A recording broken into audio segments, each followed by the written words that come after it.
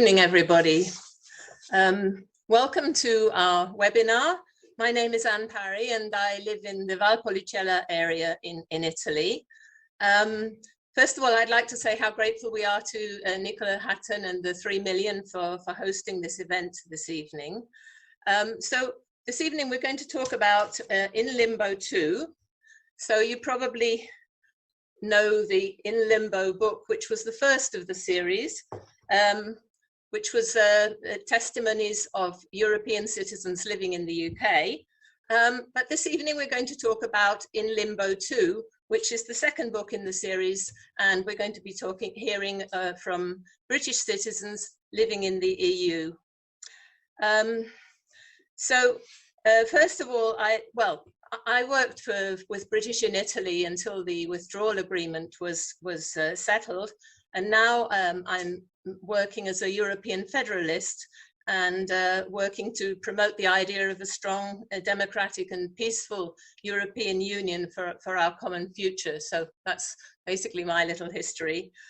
So first of all, I'd like to introduce Elena Remigi, who is the editor of both these amazing books, which Elena had this wonderful idea to bring together these testimonies of so many people who've been affected by Brexit. And the second book was written, sorry, I'm getting a bit confused because I'm getting in the wrong order.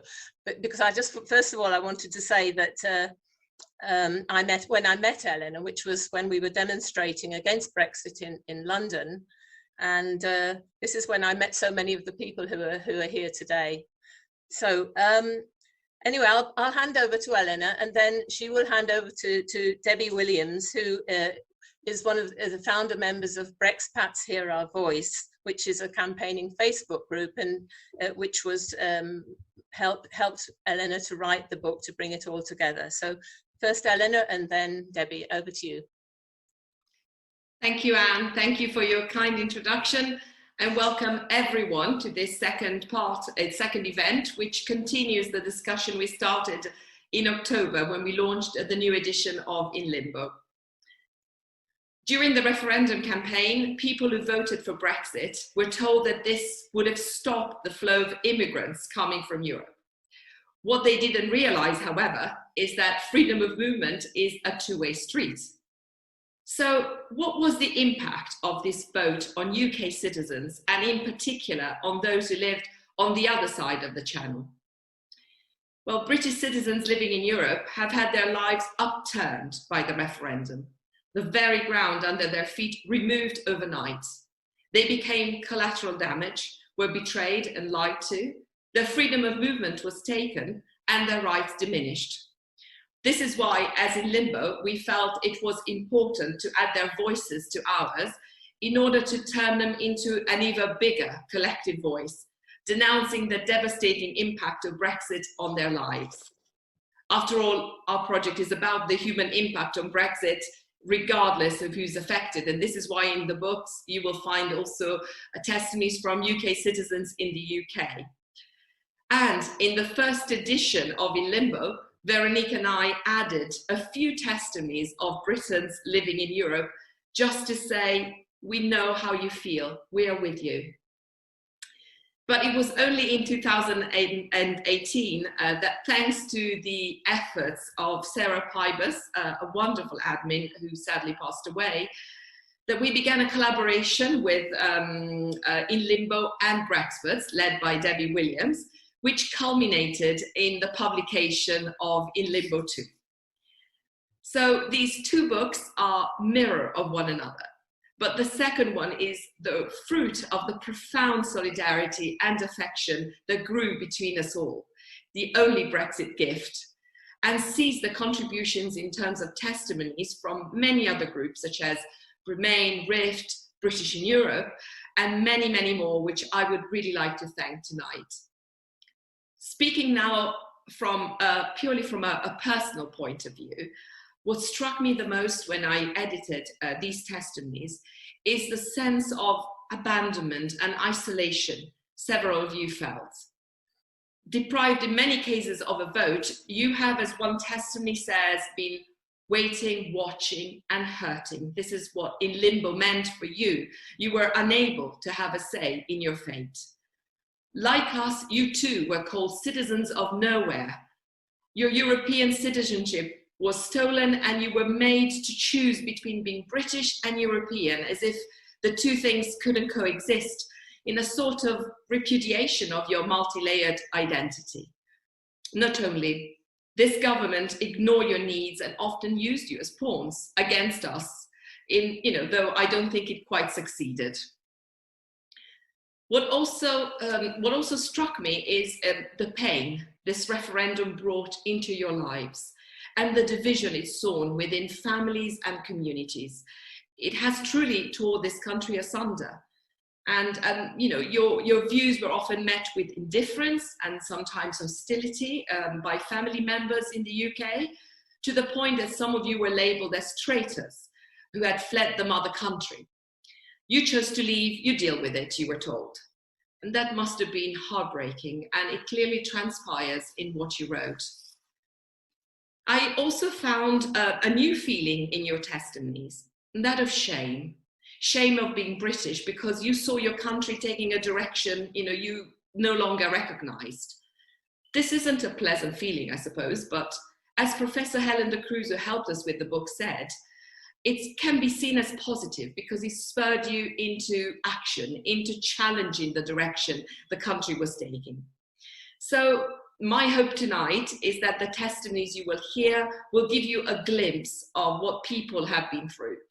I also hope that they can redress the balance about who British citizens in Europe are, especially after weeks of misleading reports in the news, which only paint them as retirees on the Costa del Sol, forgetting that nearly 80% of them are of working age and under. So for me, depicting them with one color is often, is offering a partial and distorted view of them. It is diminishing their importance and their needs, because with Brexit, they lost the most important right of all, that of freedom of movement, something they badly need because they build their lives in Europe, and especially if they're mobile families or work cross borders. Now, landlocked in the last country of residence, they have been left to the mercy of 27 countries.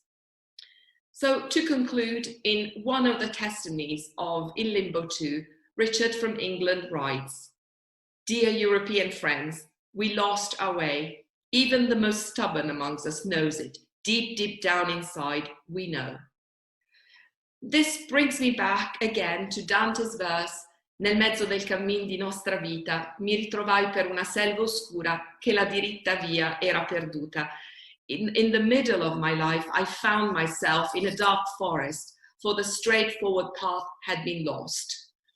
You too, dear friends, have been like us through this selva oscura, through this dark forest, as the two covers of In Limbo and In Limbo Too show. In the two covers, looking at them, you see men, women, and children looking for a path among the trees. But as the color of the cover of In Limbo Too suggests, they're also searching together for the deep blue sea beyond the gloom and the clear blue sky against which the stars shine so brightly, looking across at each other from the cliff tops on both sides of the water, calling out, reaching out, eschewing separation, seeking connection. Dante's Inferno indeed ends with the verse, "Thence we came forth to re-behold the stars." And Richard Hale writes, "Leave a light on for us." So this is my hope, that one day you'll return to share the same European dream, that you'll be back with us where you belong. And now to Debbie.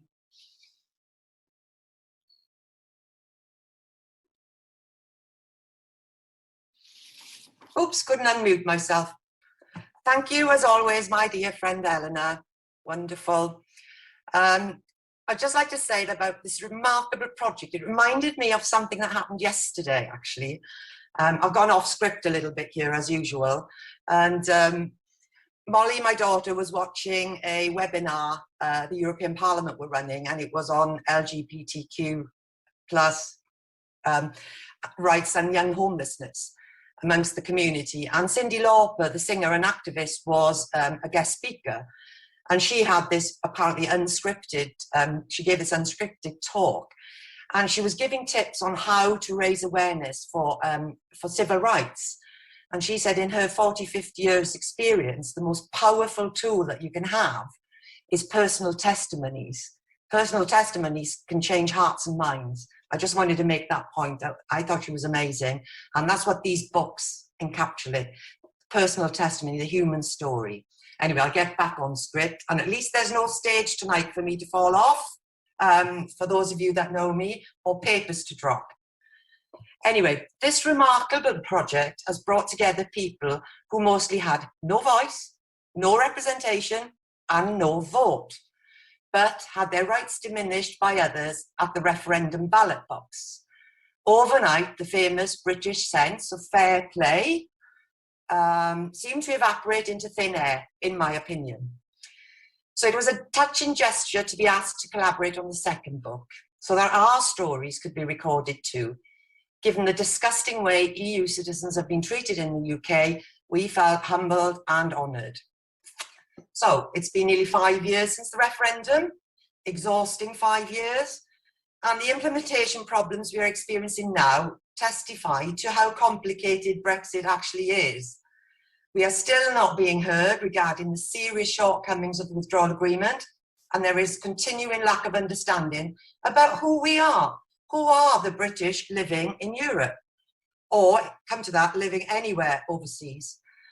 So let's first talk about those voices you don't often hear from. The vulnerable, the homeless, the children in care, the ill, or the just plain frightened.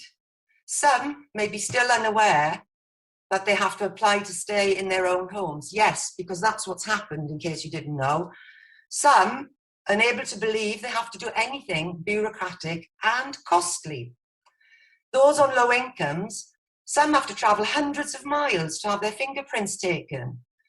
Those people are the forgotten, but they're not forgotten by any of us here tonight or in the books. So please read them and share them and tell their stories. So the way a country treats its most vulnerable citizens, wherever they live, tells you all you need to know about the state of a nation. And to be honest, it makes my blood boil, because it's left to volunteer groups like ours to speak for them, to reach them, support them, and help them. Volunteer groups, unpaid volunteers. Our continuing stories tell you what you won't find in government announcements or in newspapers. So what's it like to lose rights, I'm often asked. What's it like to have rights taken away from you against your will? What's it like to be verbally bullied, misquoted in the press, told you are a traitor? That regularly happens. Well, my answer is this. I can tell you it's awful. It's truly, truly awful. Imagine this, if you will. You have that recurring nightmare where you are falling and you can't do anything about it. It feels like that, but all the time.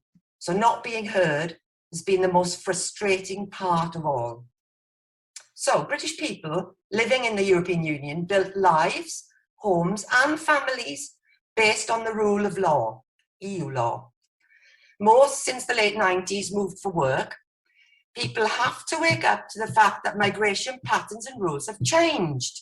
So don't ever get drawn into saying that people moved to the EU before so they can again. That argument is complete rubbish. The barriers are much higher now. So people living abroad, British people living abroad, are just that, people. People like you and like me. So imagine this, you moved to London for work from the Midlands. It was just as easy to move to, say, Brussels or Paris.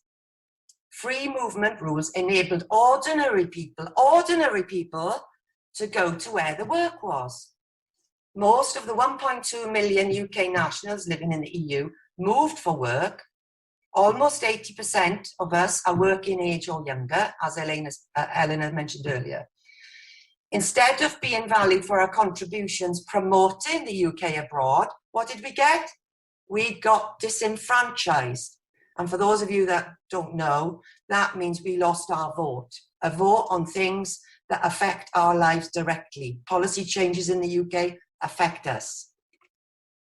We are as diverse as any community, and I won't stand anymore for people calling us traitors, tax dodgers, or any kind of xenophobic comments that have been hurled at us. It's time to stop. We are living in the 21st century. We are a modern, highly mobile population, and the world has changed. The way immigration is portrayed in the UK is giving it an unwarranted bad name and forgetting that it is two-way. We are the living proof of what the UK is needlessly throwing away for all of its citizens, not just us. I'm a bit angry tonight, aren't I? All said and done though, I am a positive person by nature, and I'm still happy to report that there are more wonderful people in the world than the other type. There are positives to be found all around us. There are still some truly great politicians around. Some are on this call tonight. You know who you are. There are many others who have made personal sacrifices to give people a voice for no other reason than it is the right thing to do. I thank every single one of you, the thousands of you. I also want to thank those who contributed their testimonies to the books. Well, talking about in Limbo Too tonight, but to both books. Some really needed to get things off their chest, a bit like I am tonight. And for others, it needed and took a lot of courage to write their testimony. So thank you very much, because without you, there wouldn't have been a book. Every day we see people helping each other. I see it every day. Take Sharon in France, for example, who sought information from us, from our group, to help her frail and elderly neighbours to understand that they needed to apply for residency, and offering to help them because they didn't believe that they had to. That's a great testimony to people power. The people I have met through campaigning generally want the same thing, to help others, and that's the bottom line. This project, this wonderful project, these books capture the best of humanity. There is no denying they are an uncomfortable read, but they are the product of people working across barriers and borders for a strong common purpose. So what's not to celebrate about that? I struggle with this name. As Ellsworth Huntington said, history, in its broadest aspect, is a record of man's migrations from one environment to another. So we want people to get over their prejudices about migration today. We, the British living in Europe, didn't leave and disconnect. That was done to us. We are real people with families and personal ties in the UK. I miss my family in the UK, never more so than during this pandemic. I do not deserve, in fact, none of us deserve to be othered, with less rights, and particularly, nor do EU citizens living in the UK.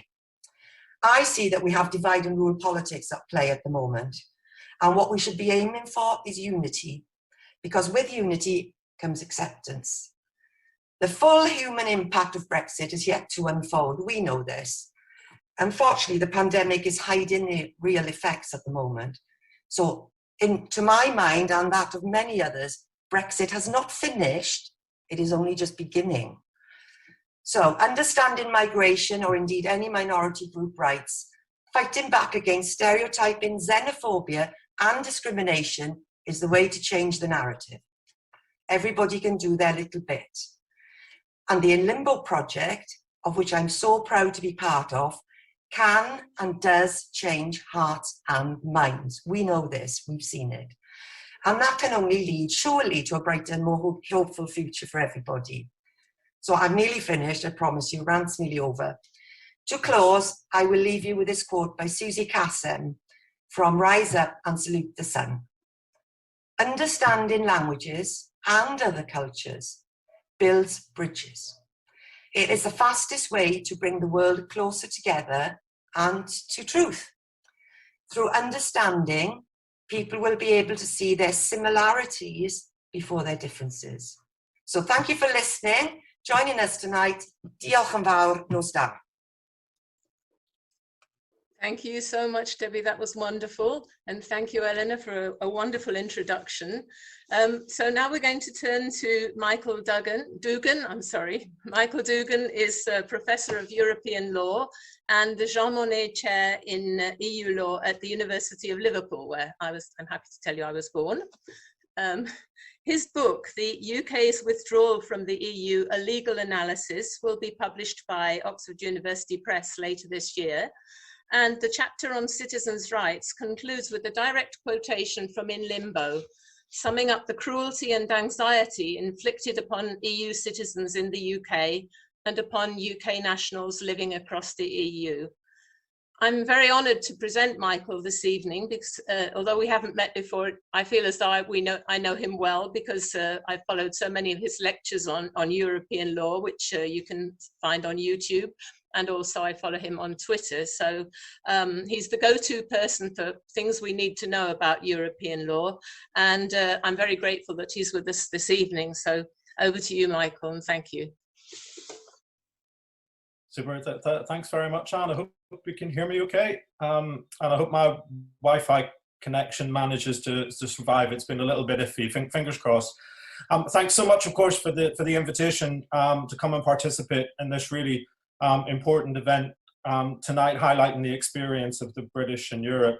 I have to say there are lots of other EU lawyers who will be much better qualified to do this job than I am, but tonight it's my job, and it's my chance to show off my first haircut in about 14 months as well, which I've only just got, so I'm very proud of myself for having a short haircut again. I'm just going to offer a few thoughts, even if they're only reminders of stuff that we already know, but I'll offer a few thoughts as we go through. And I think it's worth starting off really by highlighting the relative indifference, cruel indifference, which has been shown by much of the UK establishment, from politicians to the media, let alone by much of the Leave voting public, towards the problems and the suffering which have been inflicted upon their fellow UK citizens in the name of Brexit. And like Elena, more than a few times, I've had to listen to the smug, patronising comment, well, nobody forced them to leave. They've made their bed, they can lie in it. They're not our problem anymore. Totally cruel, totally lacking in any sort of morality or human empathy. Those of us who do have some sort of moral compass and some degree of human empathy know that the situation is much more complicated than this. And there's no doubt, of course, that upon vast numbers of British nationals living across the EU. Problems that in some respects the withdrawal agreement helps to ameliorate, but in other respects, the withdrawal agreement does little to address. And really, I'm going to reinforce the point that Deborah made, that the citizens' rights provisions of the withdrawal agreement are very far from perfect. And responsibility, actually, for the drawbacks doesn't just lie with the UK government. In its case, it was primarily acts of vindictiveness and spite and pettiness, but it does also lie with the EU itself.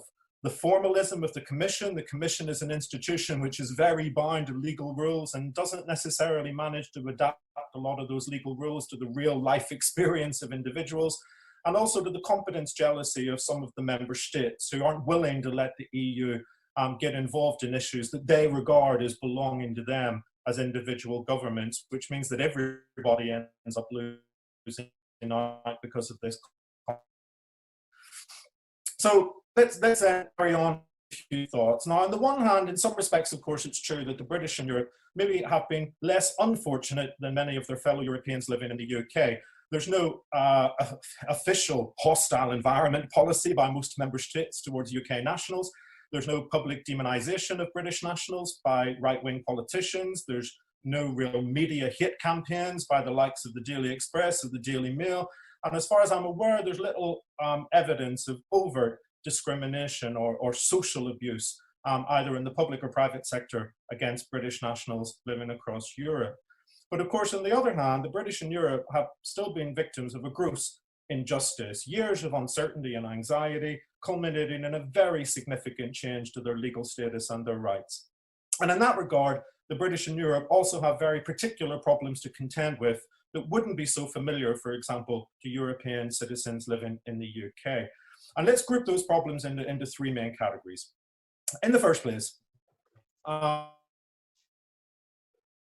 not talking here about one experience we're talking about 27 experiences, because the withdrawal agreement, although it sets out a minimum set of common rules for the future status and rights of British in Europe, that framework still needs to be operationalized across the 27 different member states with their different systems, and it leaves them space to make different choices about how to treat their British nationals living within their territories. Now, of course, Ireland is entirely exception in all of this. It's got a relatively generous reciprocal treatment of UK nationals, but across the other 26 member states, the withdrawal agreement leaves really fundamental decisions to be made by the national authorities. For example, about whether you need to formally register your status in order to be protected into the future, or whether instead to rely on a purely declaratory system. And from that simple choice come a whole range of knock-on consequences. For example, whether you're going to use online systems or face-to-face meetings, the types of evidence you're going to expect people to supply, the type of documentation and proof of status that you're going to issue,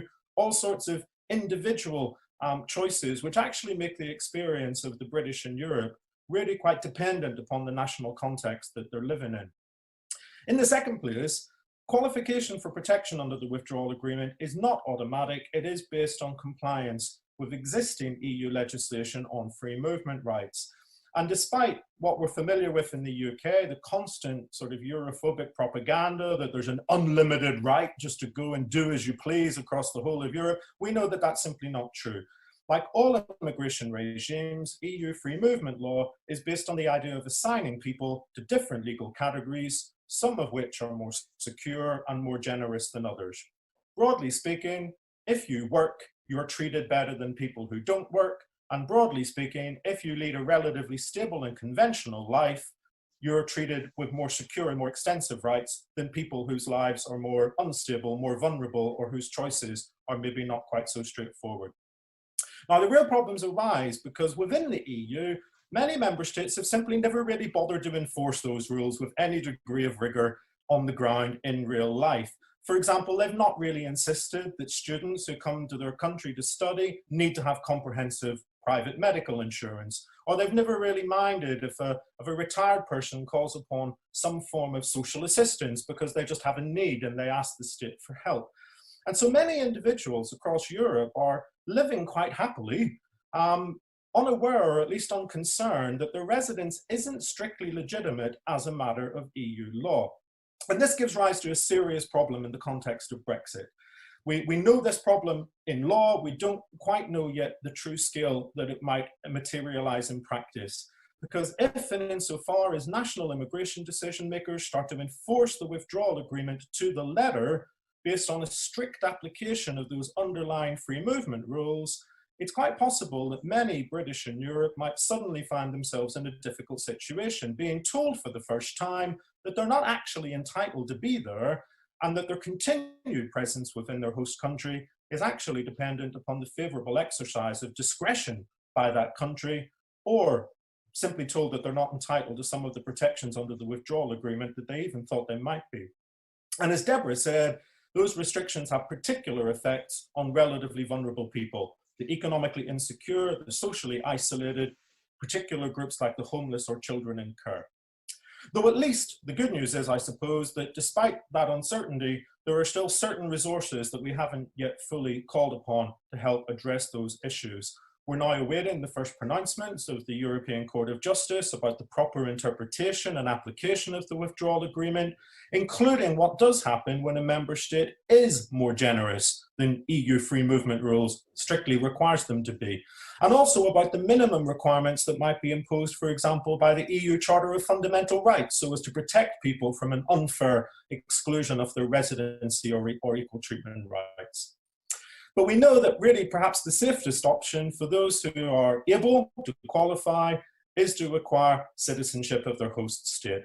Of course, even that option depends on the detailed requirements of each individual member state's naturalization processes, including the limits that it might impose on dual nationality.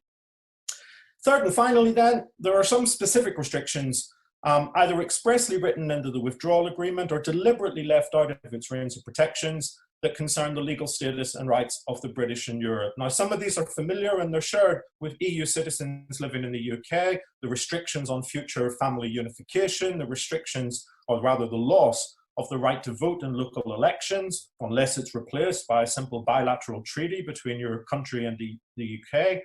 But of course, the most serious problem of the lot is the so-called golden cage, because even if you're fully protected under the withdrawal agreement, British and Europe are only granted protected status in respect of their current member state. They lose their former right to free movement across the rest of the EU, whether it's to work, whether it's to provide services, to study, or to retire, whatever.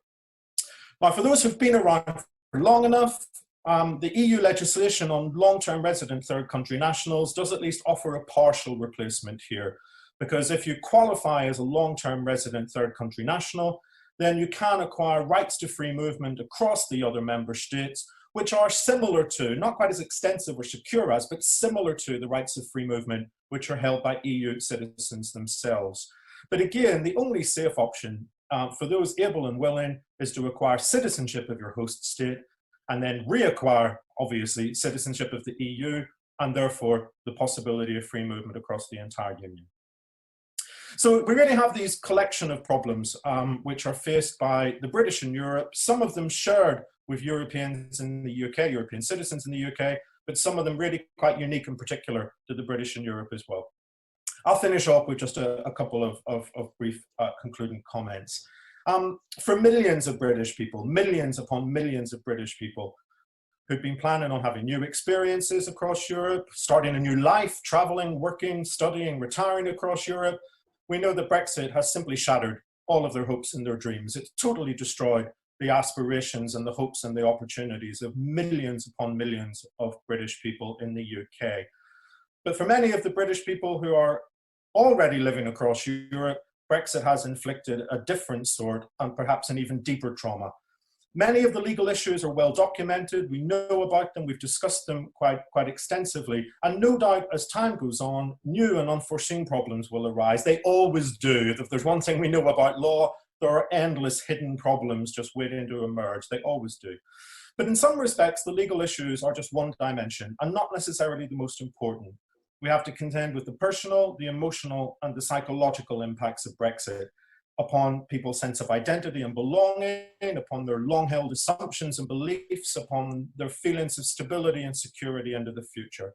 Now, as an EU national living in the UK, I understand that difference between the law and real life pretty well. After all, my own legal rights as an Irish national are about as secure as they get. And yet my sense of identity and belonging, my feelings towards the British state, and to be frank, my feelings towards a substantial part of the rest of UK society have completely changed over the past 5 years. And in that, I suppose all of us, whether it's the British in Europe, whether it's European citizens in the UK, and indeed tens of millions of British nationals in the UK itself, we all have something in common. We may not have wanted it, but we all do have something in common thanks to Brexit. Thanks again for your attention, and I'm really looking forward, in a strange way, to hearing the testimonies, the horrible testimonies actually, of some of the British in Europe. Thank you very much, Michael.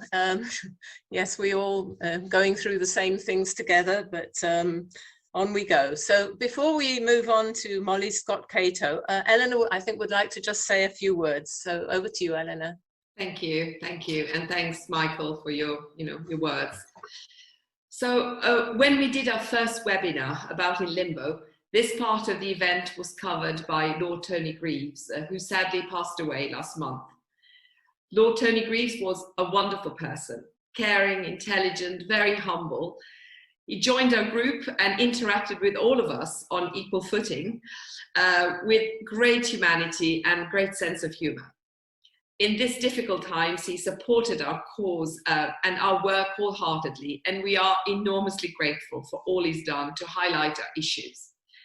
Lord Greaves understood people, and he understood the human cost of being in limbo with great empathy. So on behalf of everyone at the In Limbo project, I would like to say to his family who are with us today, thank you, Lord Greaves. You will never be forgotten. And now to Anne. Thank you. Okay, thank you, Elena. And yes, I remember Lord Greaves. I'm very sorry that he's not able to be with us today. Okay, so now we're going to move on to Molly Scott Cato. Molly was the first Green MEP for the southwest of England and Gibraltar.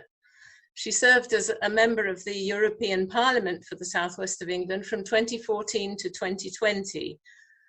Molly's particular areas of work are economics and monetary policy, food and farming, climate change, energy, marine conservation, peace building, and sustainable forests. All things which are so essential for our future. So I'm happy that she's no longer able to represent us in Europe, where obviously these things are high priorities. We're very grateful to the support she's given us over the years during her time as an MEP. And okay, over to you, Molly. Thank you. Thank you very much, Anne, and a huge thank you to Michael for his always informed but also very compassionate presentation. So you've really done it again, because as you've just said, I'm an economist, and I'm somebody who manages to keep all the sort of rational arguments and statistics together, and every time I come into your limbo things, you make me really emotional, and it's very uncomfortable actually, because actually you're all looking really cheerful, and it's lovely to be with you. It feels like a sort of Brexit resistance reunion, doesn't it? And it's actually a rather nice feeling. But yeah, it also makes me incredibly sad, and I know the testimonies will make me sad, and it reminds me of the session we ran in the European Parliament, where there literally wasn't a dry eye in the room, and that doesn't happen very often there, I can tell you. But I think what you're doing that's so valuable is you're really getting to the feelings of Brexit, and that's so important. It's been a traumatic year, and it's been a traumatic year that's mostly focused on COVID, but behind that trauma of COVID, there's been the trauma of Brexit, and it's been hidden. And I feel like those feelings just haven't been expressed, just like the media has been suppressing the story. So it's such a huge thing that's happening in the UK, and it's really barely being talked about. The consequences are barely being talked about, and the government is in a quite extraordinary and unprecedented way not actually gathering all those sort of economic statistics and all the evidence of impact that it should be gathering, so we can find out if this was actually a good idea, as if. But I just wanted to talk in my short time I've got about 3 particular cases that have really hit home for me in this past year. The first one was a video that did the rounds of a fisherman in Brixham, who I obviously represented him in the European Parliament, and I went down and spoke to him before the referendum, actually, during the campaign, and he was quite hostile to me, really sure that Brexit was going to be a fantastic thing for him, and basically believed all the lies he'd been told. And my team went, and he was really quite hostile to my staff as well. Anyway, there he is now saying it was a mistake. I mean, what am I supposed to feel about that when the people who lied to him are now the government? I mean, I'm going to turn into Debbie in a minute and just start ranting. I think it must be my Welsh heritage you brought forth. But no, it's beyond infuriating. It's a disgrace, because that guy completely believed that this was going to be better for him, and it was just a pack of lies. And then, again, harking back to, I think it was Debbie that said this, that the fact that we're getting these complete caricatures and stereotypes now of Brits in Europe, in as much as anything about Brexit is discussed at all. And then we're presented with people who voted leave, who live in Spain or France or Italy, wherever, who voted leave. And we're supposed to be laughing at them because, oh, how stupid of you to vote for leave. It's absolutely outrageous that the very government that lied to people, that persuaded them to vote against their own interests and for Brexit, is now presiding over this, making a mockery of people and of the caricatures of people who've really chosen to make their lives in Europe. And the third one is a woman who lives here in my town, and who I met in the general election campaign in 2019, when we still had a chance of stopping Brexit, and I was campaigning to try and make it a general election about Brexit. And I met her. She's in her 80s. She's from Italy originally, and really sounding still very Italian. And she had no idea that anything was going to change for her, or that she had to register for anything, register her settled status. Anyway, I met her because I'm campaigning again now, and I met her a couple of weeks ago, and it just made me so sad to think that somebody in her 80s who's brought up 3 strapping sons actually here in my local community in Gloucestershire now has to fill in some paperwork and just sort of justify her right to be here. It's another disgrace. And again, she made me feel very emotional. Anyway, one of her sons has sorted out the paperwork for her, so I checked that she was okay. But it's not okay. It's not okay that she's been made to do that. Anyway, I'm sure we're all doing positive things to try and make this better. I mean, I've joined the European movement. I expect some of you have seen, well, I was already in the European movement, but I'm on the executive committee there, trying to build that into an institution that takes us back into Europe, just as it was the institution that took us into Europe in the first place. And I'm convinced that will happen. And I'm just, you know, making sure it happens soon enough so I'm still alive when it happens. I'm only 57, so maybe I'm being a bit pessimistic. But no, because the only way to resolve the issues and the testimonies we're going to hear about tonight is for us to retake our place at the heart of Europe and as members of the European Union. So like Michael, I sort of look forward to the testimonies because I think it's important that we do maintain our connection with the human cost of Brexit. And I really appreciate and value the work you're doing, and that you have the courage to present the emotional impact that I know I myself shy away from a lot. So thank you for inviting me, and I look forward to hearing what's coming later. Thank you very much. Thank you very much indeed, Molly. I so identify with all the things you've said there, in particular the things that the Europeans in the UK are having to go through without, they don't even have a physical document to prove that when they have proven that they can stay there, they still don't get their physical document, and so many ridiculous hassles going on. It's just unbelievable. Anyway, so now it's time to move on to the second part of the meeting, which when we're going to hear some testimonies. And our first speaker tonight is Sue Wilson from Bremain in Spain. I actually first met Sue at Speaker's Corner in Hyde Park, where we were all gathering before one of our marches to Parliament Square. Then we'll hear from other members of the team who will introduce themselves as we go along. So over to you, Sue. Hi, I'm sorry about the lighting. I don't know what's going on with my video, but I'll carry on anyway. I'm Sue, and I'm chair of Bremain in Spain. We are an anti-Brexit, pro-European campaign group that has been fighting for the rights of British citizens in Spain and across Europe for almost 5 years. I have lived in Spain for 14 years, so in a year's time, if the UK government do not honour their manifesto commitments, I will lose my democratic right to vote in UK elections. Across the world, close to 5 million British citizens have been denied their right to vote. In Europe, 60% of UK nationals were unable to vote in the Brexit referendum, including veteran campaigner Harry Schindler, MBE. Harry, who will be 100 in July, has been fighting for the return of our voting rights for 25 years. And it is an honour and a privilege to work with him. One of those denied their voting rights is Linda, a British woman living in Greece. This is her testimony. I deserted a sinking ship, voted with my feet, abandoned the UK.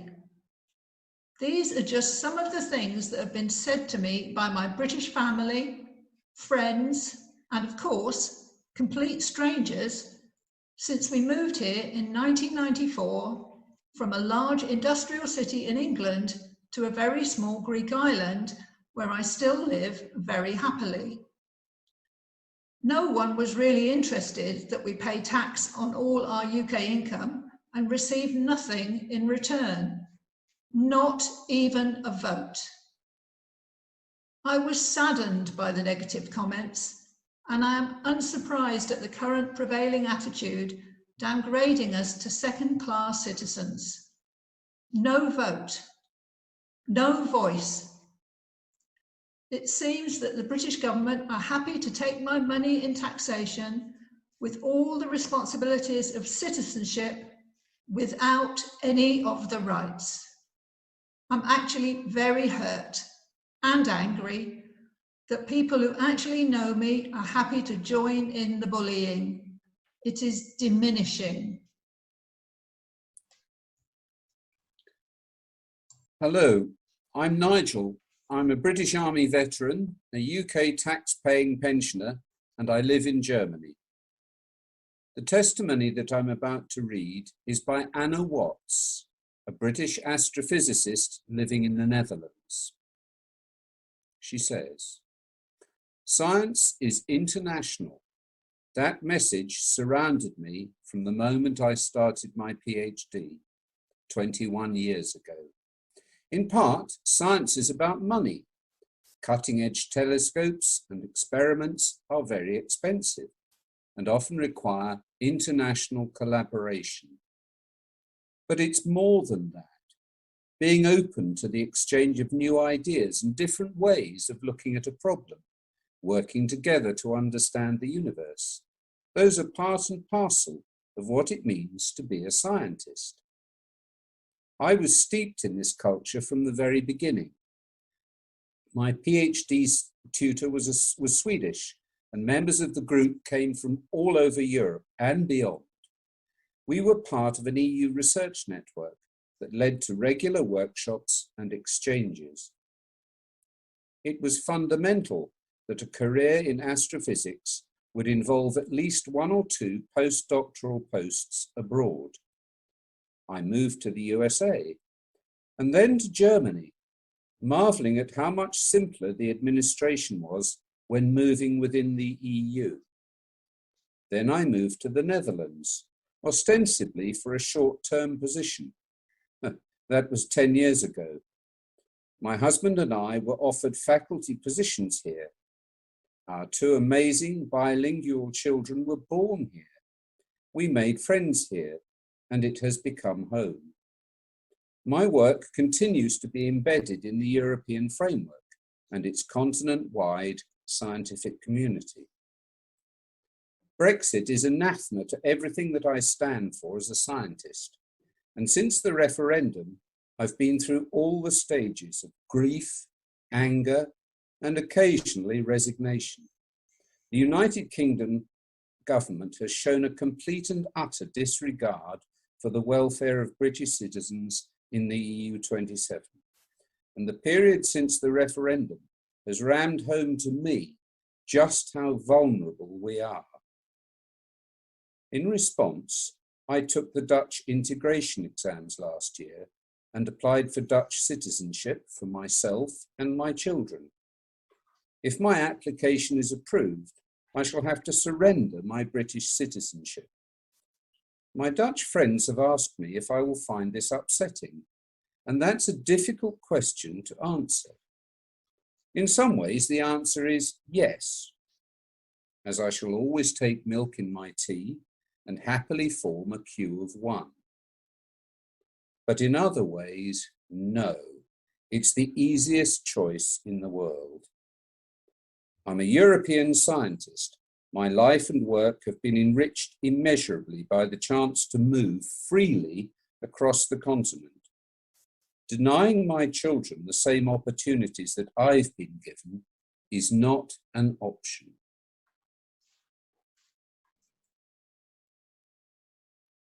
Hi, my name is Molly Williams and I live near Valencia, Spain, and this is my testimony. Since the 31st of December last year, many young British people who live in the UK and the EU, outside of their host state and who wish to study abroad, will no longer be eligible to pay EEA fees, as international fees now apply, and they are far more expensive.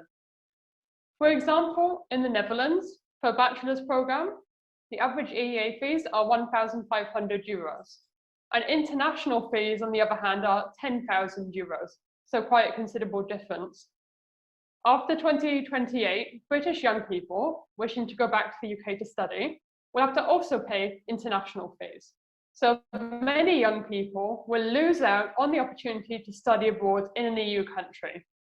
The end of the Erasmus programme will also mean that for many young people, especially those experiencing financial hardships, will miss out on this fantastic opportunity, which is devastating for young people.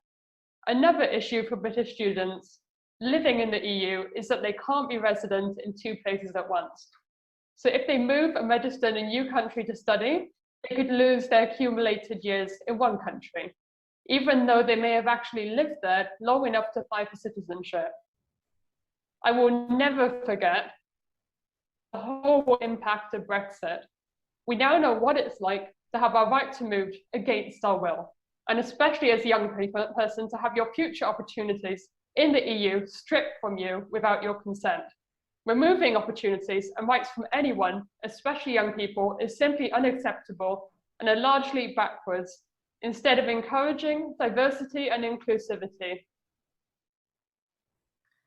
Hi everyone. For those of you who don't know me, I'm Zoe. I live in Italy. After spending 5 years in Germany and 12 years in Spain, I fell in love with an Italian citizen, and I moved to Rome at the end of 2017 to be with him. We didn't have much choice about where we were going to live because his job is dependent on location and mine wasn't. And because I was still an EU citizen at the time, I could easily transfer my translation business to Italy without any red tape.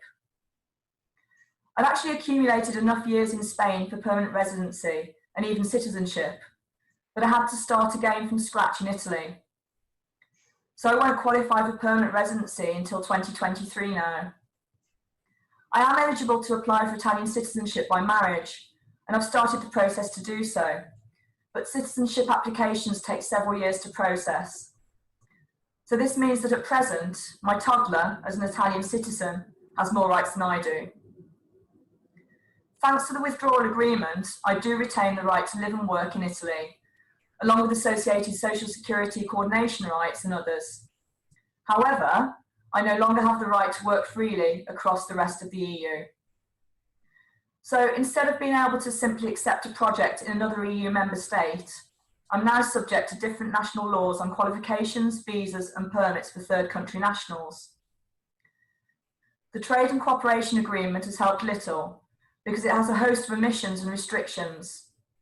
Everything's harder than it was before. And the future's far more uncertain for those of my family who live in the UK too. Whereas my son, as a dual Italian and British citizen, has the automatic right to live, work and love throughout the EU and in the UK, his 2 cousins only have British nationality, and they're now second-class citizens on their own continent. They're going to face so many more obstacles in what for them is a much more restricted world than it was 5 years ago.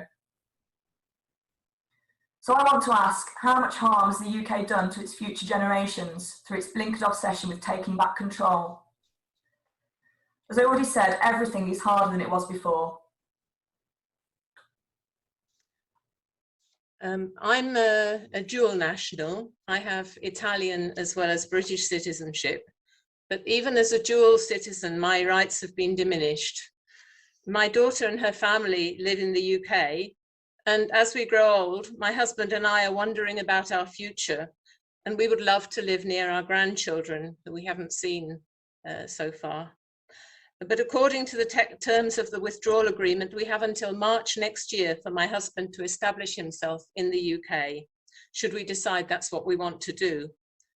After that, it's anybody's guess whether he'll be allowed to stay. It certainly wouldn't be easy and would probably depend on us being much better off than we are. So for the time being, we stay where we are. But I can't help resenting all those people who felt that stopping foreigners coming to the country was a good idea, especially as my husband is one of them.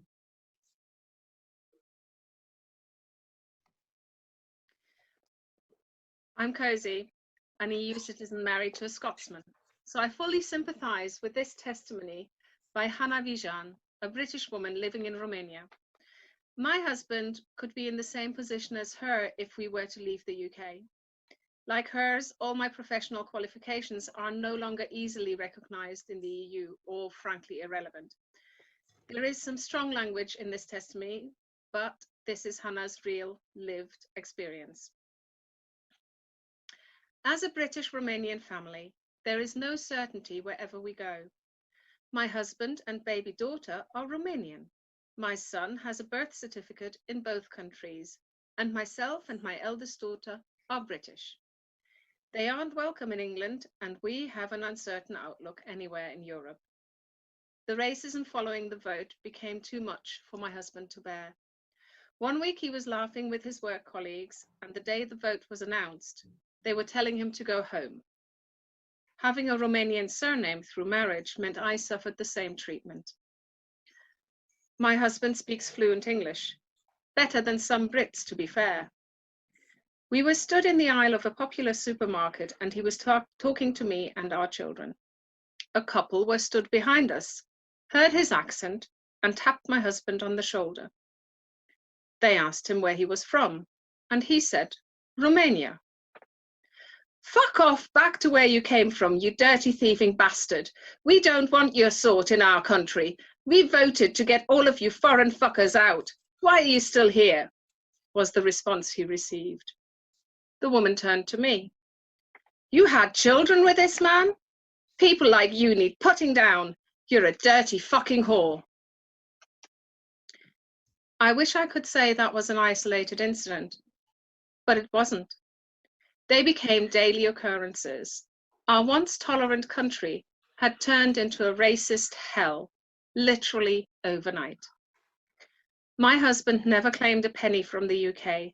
He always worked and paid his contributions, as did I. We and our children deserved more than the toxic environment our world had become. We took a gamble and left the UK for Romania in April 2017. I had spent 26 years in the UK and my husband 10. We sold up our entire lives and left with a trailer of possessions. We are now totally dependent upon my husband to support us, whereas in the UK, I could find employment at the drop of a hat. I worked in the legal field, UK law, which is no use to me in any other country. I will have to study the language and then return to college to study for a new profession. That takes a lot of time and money to achieve. Is it worth studying at all? Our daily lives are uncertain. We will never return to the UK. I'm ashamed to say that I'm British. Britain today is nothing like the Britain I grew up in and thought I'd raise a family in. What will happen to my family? Why should we have to worry all the time about what will happen to us? I know there are many more people and families like us in the UK and across Europe. We are the ones the government doesn't care about. A gambling chip, as it were, and the ones that will pay the highest price if it all goes wrong. Hello, my name is Neil. I live and work and love in Romania. This testimony is by my late wife, Sarah. Why should I feel so ashamed? It takes my breath away how I have moved from feeling so proud to be a British European to the position we are now in. Last week, I broke down in tears in the supermarket here in Bucharest, initially overwhelmed by the kindness of strangers. But then the awful realization hit me that of the many emotions I was feeling, gratitude, confusion, embarrassment at my inability to speak Romanian, the one thing I didn't feel was fear of hostility, either verbal or physical, something I've never felt as a Brit in Europe. It made me feel so ashamed that I would not be able to say the same about my equivalent, the non-English speaking Romanian woman in the supermarket queue in Britain. I put my bags down and wept with shame in the streets. The enormity of the difference hit me like a sledgehammer, and it hits me still. I'm crying as I write this testimony. Thank you, Neil.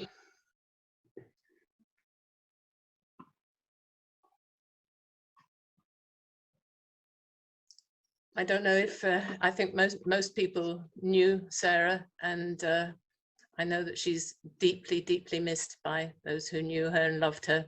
And she was so crucial to the writing of this book. So after those testimonies, it's a little bit difficult to go on, but thank you all so much from the bottom of my heart. You've done a wonderful job. We'll go on now to Jean Lambert. Jean served as London's Green MEP for 20 years and worked on issues including free movement, social security rights, and EU migration policy. She's still active in various networks on the consequences of Brexit for citizens who've exercised their free movement rights. So over to you, Jean. Okay, thank you. I think it's very difficult to follow the testimonies we've just been hearing. But I think that for me, one of the things that came out very clearly sort of from Brexit was what it unleashed in terms of permitting people to behave the way that we've just been hearing, which, you know, in my background in London, I remember at the time, you know, for example, when British National Party won a seat in the Isle of Dogs, and a young black guy found himself beaten up, and the people walking away from him said, well, we're in charge now. And it's that feeling that, you know, of what has been unleashed here that I think, you know, is a struggle for those of us living in the UK, and something that we really have to combat. That rising sense of xenophobia, which of course we saw being used, instrumentalized in the Brexit referendum, including, it has to be said, by the woman who's now our current Home Secretary, trying to sort of make this division between those who were exercising a right to free movement and other migrants. You know, well, if we send this lot home, there's more visas for the rest of you. And of course, that was never going to be true. And I think this sense of betrayal that was being said earlier, almost as a sort of mother country, which isn't even acting as a mother to their own citizens, is one of the things as well that helps, you know, sort of shakes the foundations of where we think we are.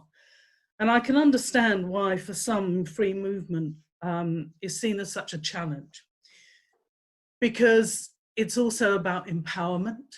It was people being able to exercise a choice, of being able to walk away from an employer, of being able to move if they wanted to, which of course general migration rules don't give you.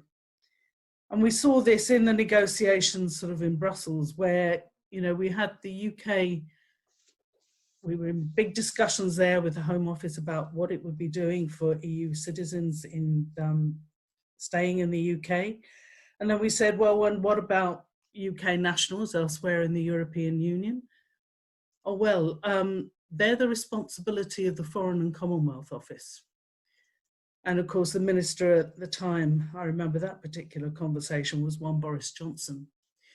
So this feeling that, you know, the UK was never really, you know, with very honourable exceptions, I think, and some of the ambassadors have shown that, really trying to take care of UK citizens living on the continent. Just as Michael was mentioning earlier, this EU response about, well, you've got these common rules on migration that will, you know, the UK citizens will be all right. And I remember having a real go at Barnier and Sabine Wayland, saying to them, look, I've worked on this legislation. I know what's not in it. Don't tell me that that's actually going to work. So, you know, I think I've been very lucky. It's not, I hadn't had plans to live abroad. Well, my husband didn't have plans to live there, let's be honest. But certainly with my staff, we had this. I have a member of staff whose husband worked for the Medicines Agency. There they are, uprooted to the Netherlands, and her 7-year-old daughter saying to her mummy, why is it people don't want us to live in the UK anymore? Why don't they like us? I've seen other sort of more, I suppose, in some ways, sort of bittersweet things of friends in long-term relationships with people in other EU member states deciding that they'll get married because that will help secure their future in a way that the way they were living isn't. I felt deeply envious of colleagues who've been able to find an Irish parent to give them a passport in some cases, so they can now walk through the same passport queue as their wife or their partner. And I have to say that for me, there is still, though, even though, you know, I'm not personally engaged on that level, I still feel a real sense of betrayal, a sadness, and a very deep anger, which, if I'm honest, at times actually frightens me about how angry I feel. I'm watching the current UK government refusing to extend the deadlines for applications for so-called settled status, even though the COVID crisis has put so many things in, created so many problems. I'm incandescent that we still have an estimated 50% of children of EU nationals in care in the UK who have not had anything done about securing their citizenship in future. And, you know, I could weep at the number of people finding themselves denied the possibility of benefits, housing, employment, even setting up a flipping bank account through a combination, I think, of xenophobia, of bad administration, where people either in power, you know, in local sort of authorities, either don't know the rules or don't apply them correctly. And here, of course, that situation is being made even worse by a government that will not give people written proof of status, relying on a flipping digital system alone, which disempowers people, I think, even more. And going forward, I think we're still not clear, particularly for UK nationals in the European Union, who it is that's really supposed to take care of you within this whole process and going forward. You know, there seems to be that sort of vacuum that others have spoken of. And I think that finding that focal point, the people who will really represent you going forward, is absolutely essential. And I think that Barnier, listening to him speaking in the European Parliament this week, was absolutely right. There are lessons to be learned here. And when we're looking at the conference and the future of Europe, I think when we, you know, the need to look at what does European citizenship really mean for people, rather than something on a piece of paper. What does it mean in terms of votes, in terms of a voice, in terms of something which actually helps people when they exercise that right to free movement, which is there within the treaties? It's going to be really crucial to try and strengthen that. And some of the strongest advocates I have heard for people arguing about what European citizenship means have been people, British nationals, who are now being deprived of that citizenship. And I think that your voices going forward, you have an immensely strong role to play there. And I know that there will be some in the Parliament and elsewhere who will be listening. We need to find a way to open those doors for your really, really powerful testimonies. Thank you. Thank you, Jean. It's such a shame that we no longer have your voice speaking for us in the European Parliament. But I do second what you said about the voices of young people in the UK speaking out, and British people throughout Europe speaking out to their to any contacts in the European Parliament. It's so important, because actually the strongest European feeling that I think in the whole of Europe is from British citizens. It's a very strange situation, but I really feel that. And as a dual citizen, I'm doing my best to bring people together so that we can take that forward. So we're going to move on now to Fiona Godfrey, and in a way, Fiona will perhaps help us with some of these issues of how to carry on being represented. Fiona is the co-chair of British in Europe, which is an umbrella group representing British citizens in many countries throughout the EU. As I said before, I was a member of British in Italy until the withdrawal agreement was settled. I first met Fiona on one of our famous demos in London at the Royal Festival Hall after we'd got to Parliament Square, and then we went over the bridge for a drink with her co-chair Jane Golding and with Jeremy Morgan QC. And I've always marveled at our incredible good luck at finding ourselves represented by such a high-level team of lawyers. They're all lawyers, and amazing that they were there at the right time and were prepared to take on and to advocate for our rights. And also Zoe is part of the British in Europe team as well. So I'm so grateful for all the work they've done. They've had meetings in Brussels with the Article 50 task force, with MEPs, with member state representatives, and also with meetings and hearings with ministers and MEPs and MPs, in London. So without their work, I don't know where we'd be now. So I'm really grateful for all that. And I'd just like to remind everybody that British in Europe are still there. They are still fighting for our rights, because those rights that we've managed to retain because of their work, we need to ensure that they're being implemented correctly. And British in Europe need our support. So I'll just mention that you can find the link for donations to their work on their website. I hope that's okay. So over to you, Fiona. Oh, thanks very much for that lovely introduction, Anne. And it does sound about right that I first met you having a drink after a demonstration at the Royal Festival Hall. Yeah, and thank you to Nicola for posting the link to our work. I think most of you know who we are and what we do, and there's lots of information there about it if you don't. There's so much I could respond to, having heard everything this evening so far, and just kind of going back to the last point, one of the last points that you just made, Jean. I was privileged, I would use the word privileged, to have the opportunity to meet Michel Barnier 3 times during the negotiations on the citizens' rights chapter of the withdrawal agreement. And you know, he is just as he came across, but in our last meeting I actually got quite angry because we were there at a time when we faced a potential no-deal scenario on the withdrawal agreement, and we were asking for ring fencing. I was there with Dimitri Scalato from the 3 Million, and you know, we were campaigning for citizens' rights to be ring fenced in the event of a no deal, and he was just not having any of it. You know, it was, you know, all the deal or no deal.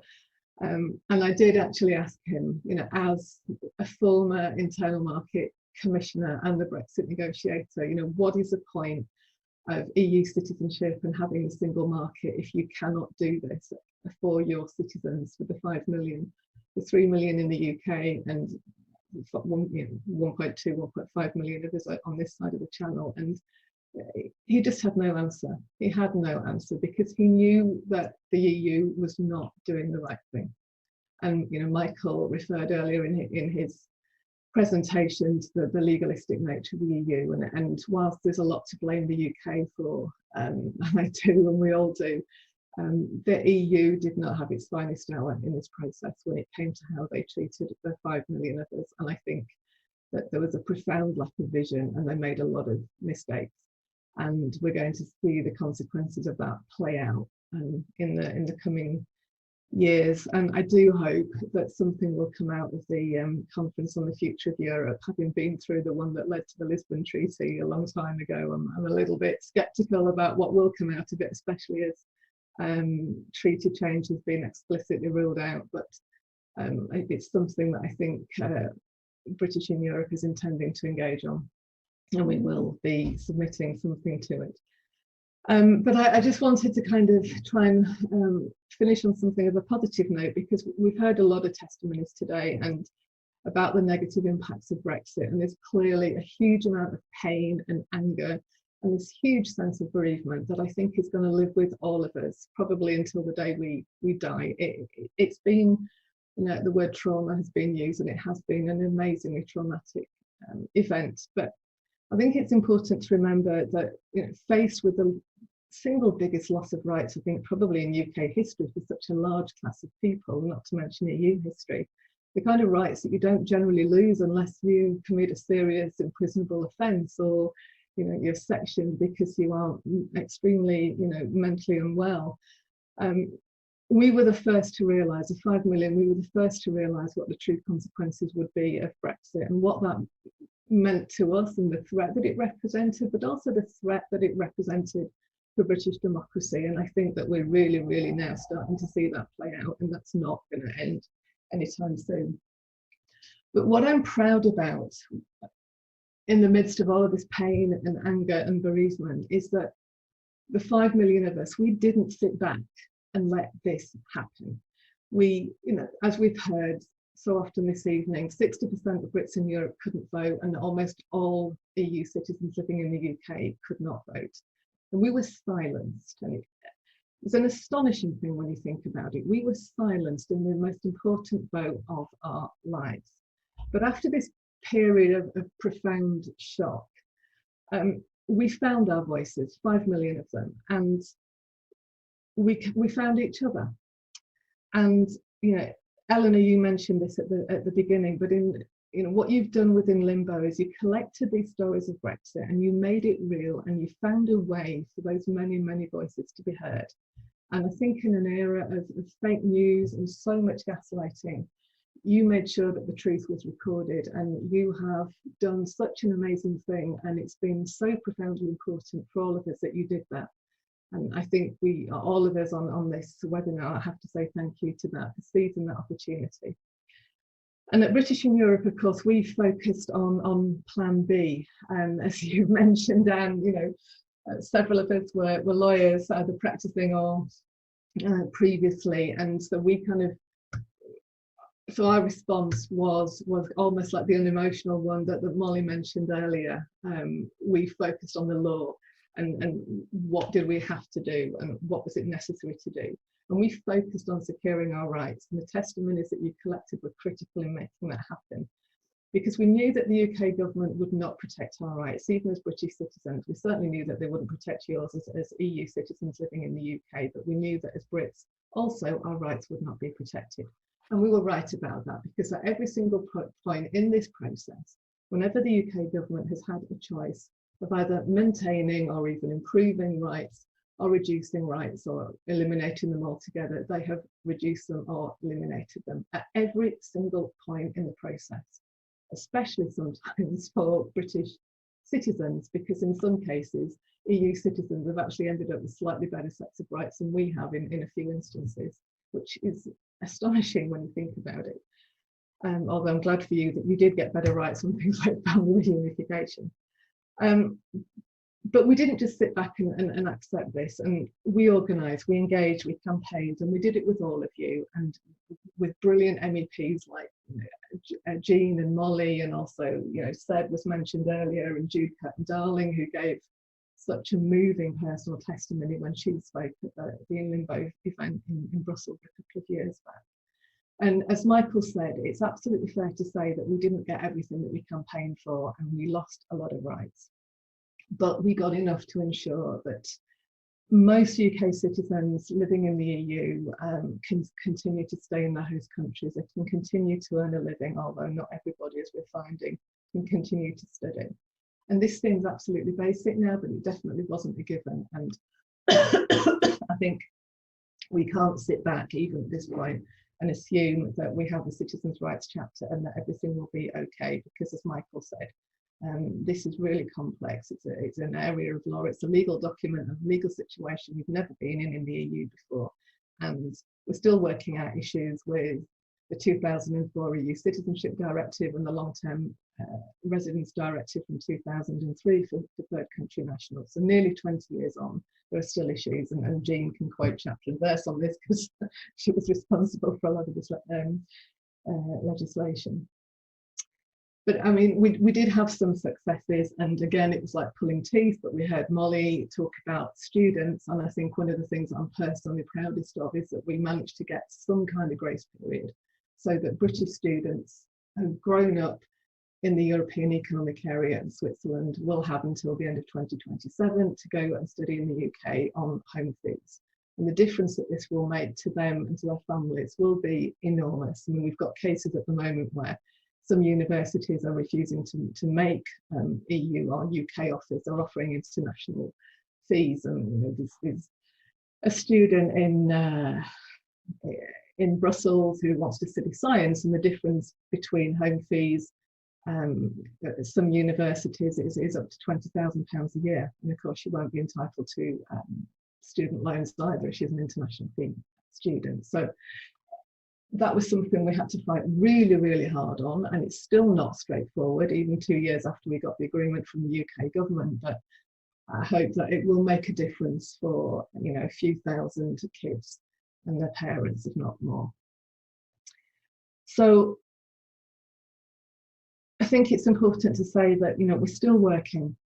5 years on, 4 years on, British in Europe is still working, and our job this year is to make sure that the withdrawal agreement is being properly implemented.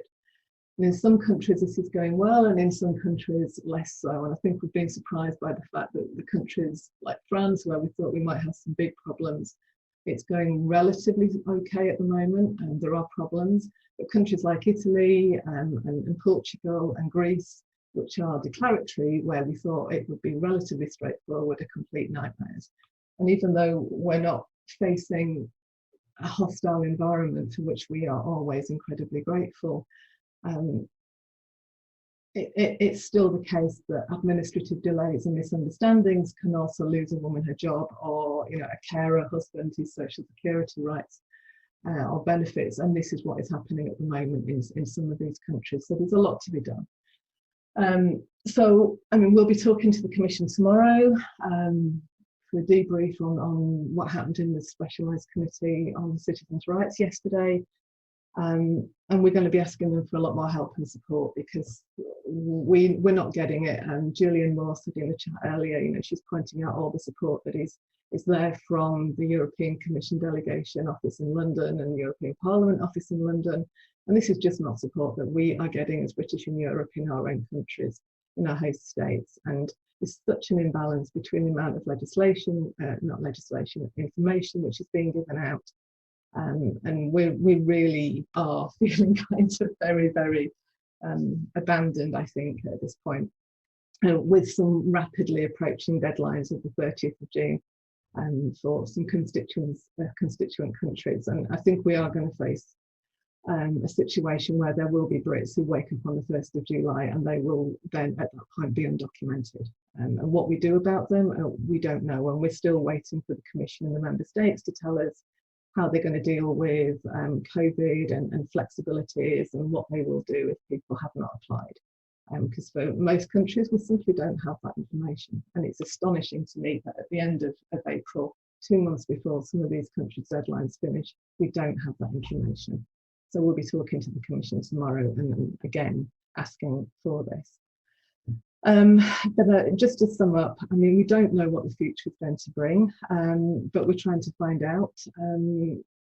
Some of you will already have seen it, and I think some of you have already completed it, but we're asking UK citizens across Europe to fill out a survey that we launched yesterday on, you know, we're asking you for your thoughts and helping us to plan for the future of British in Europe. So it's available in the link that Nicola posted further up, and I can put the direct link as well in the chat. It takes about 10 minutes to fill in, and if you have the time to do that, we would really appreciate hearing from all of you. But in the meantime, I hope that we can continue to work together, and I hope that you can continue to collect these stories and publish them far and wide, because Brexit shows us what happens when votes are removed and voices are silenced, and we absolutely cannot let that happen ever again. So thanks for everything you're doing, and good luck. Thank you. Thank you, Fiona, for your words. Thank you to all the speakers, to Michael, Molly, Jean, you know, and thank you to all the people who've, you know, read their testimony. It's been, you know, a wonderful evening, I hope, of solidarity. And, you know, thank you to everyone for following us. I would also like to thank, you know, before we close, to all those who work for this book, Professor Helen de Cruz, Jen Glover, Clarissa Kilwick, and Paul Blackburn. And now to you, Debbie. Hope this works, Elena. Thank you also to Beata Mertz and Veronique Martin, and a massive thank you to Anne, to Nicola, and the 3 Million for giving us their platform. Thank you. We would also like to invite you to read the book. And, yeah, let me do that as well, hang on. Well, they both look blue. And a special thank you. I haven't had a chance to do this personally, but thank you, Tony Simpson. I hope you still are. Thank you. Tony Simpson from the Bertrand Russell Peace Foundation for publishing this, our second volume. Yes. Over to you, Elena. Thank you so much. Thanks everyone. Thanks Tony for publishing these books, which are a record of what happened, during these years. And good evening to everyone. Thank you. Bye. Bye. Bye. No stop. Bye. Thank you. Bye. Good, Eric.